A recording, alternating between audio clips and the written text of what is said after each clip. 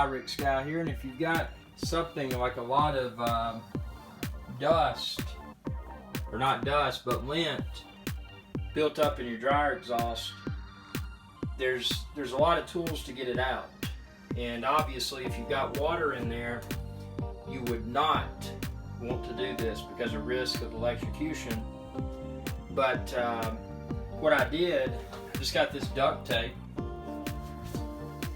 and I taped the leaf blower inside,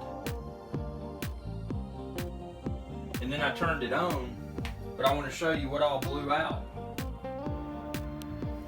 So you can see here, there's a lot of lint right there down below the dryer exhaust, and that's just you know, that's just a small bit of it, because this came out I think about 160 miles per hour, and a lot of it's blown all over Timbuktu by now.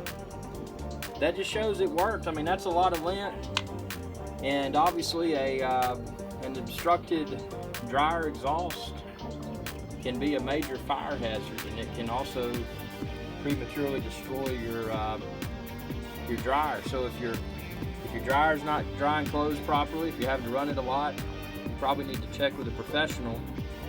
Have them come out and check out your dryer exhaust. Because as you can see here, I had a lot of stuff.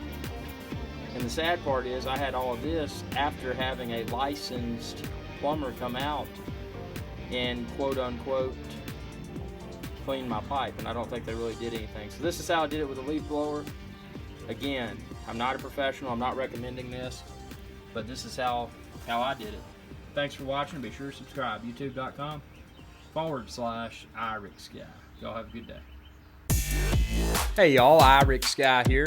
If you enjoyed this video, please be sure to subscribe, like, and share. It's viewers like you that enable my channel to continue to grow. Thank you.